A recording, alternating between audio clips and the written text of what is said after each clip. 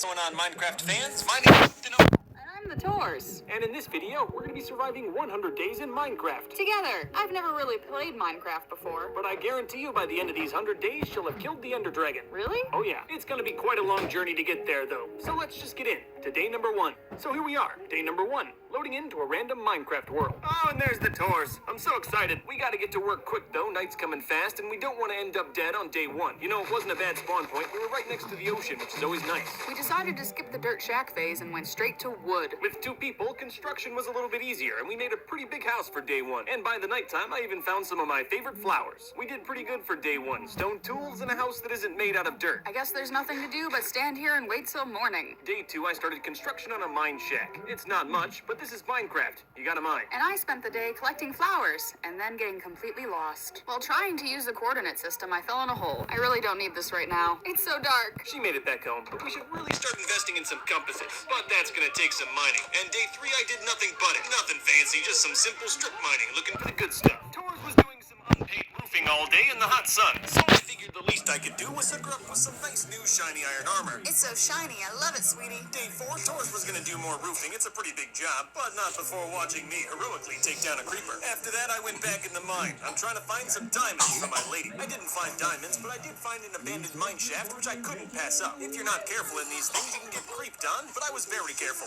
And you know, I found a lot of good stuff down here. For day 4, we're doing fantastic. And the roof's looking pretty good, too. Day 5, I set up a farm. If we keep eating all the local animals, they'll go extinct soon. It's just a bread farm, but nothing's wrong with bread, right? Yeah, that was pretty much it. Most of the day was spent punching grass. Yeah, but it's gonna take a few days for that bread to grow, so sorry, pigs. I don't want to do this. Good news is I had enough iron for shears, so I didn't have to kill the sheep for its wool, but I did anyway. Sorry, sheep. I have a family to feed. While exploring, I found a nearby desert temple. Shouldn't be too hard to go through this thing. Of all the structures you can find in Minecraft, these ones are probably the easiest, and they have some pretty good loot too. And I know this TNT will come in handy eventually. Wow, I'm also setting up a wall. Day 6 was pretty productive. Tors was even more busy on day 6, standing perfectly still in the house, contemplating life. I said earlier we have good access to the ocean, so bright and early on day 7 I went out exploring again. The ocean's a great place to find loot. It's pretty much everywhere. Here I found coal and a buried treasure map. The map pointed to a spot right nearby, so I wasted no time and went straight to it. And with just a little bit of digging, I found the buried treasure. And it had some diamonds. Kinda cool to think that the first diamonds I found in this playthrough were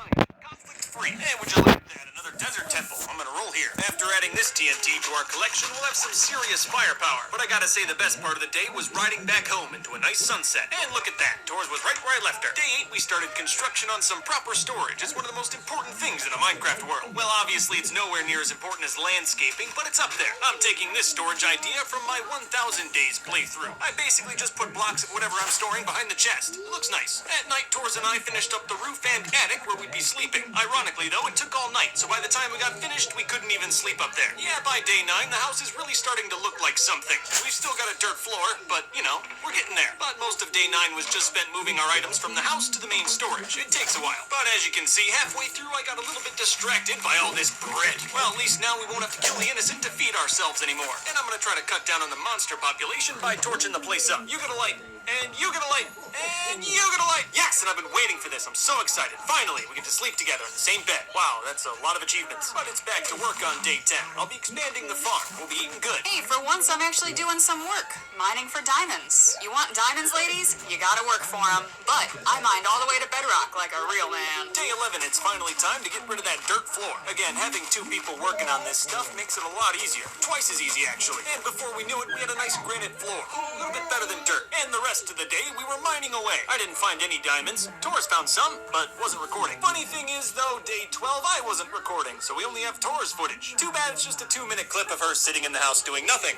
Average day. I got lots to think about. Day 13, I made a diamond pickaxe for the good of the realm. That's because I used it to mine up some obsidian, and with that obsidian, made a portal to the underworld and went to hell. And while Luke was in hell, I was in the mine for about 2 days. He would come by every now and then to drop off pickaxes and supplies. Thanks, honey. Then I got to make my first diamond sword. Gotta stay strapped. I started off day 14 by setting up a sugarcane farm. We don't really need it right now, but eventually we will. And honestly, I always forget to set these things up until it's too late. Later, I ventured out looking for cows, but honestly, I think we murdered them all in the first week. Tor spent the day setting up hedges, and they look really, really nice. Day 15, we both went back out looking for animals. Bread's good, but sometimes you need some meat. I was able to find 2 cows in a nearby swamp, but trying to get these things back to base is going to be quite the adventure. Well, Luke found the cows, I found the chickens. But now it's dark, we're separated, and I'm totally lost. If you look closely behind the chickens, you might notice all those monsters trying to kill me. I wanted to help, but I had my own problems. Getting these things to go over water is not easy. But I really didn't want Tors to die over chickens, so while she got him home, I guarded her. I would have happily died for these chickens. Run!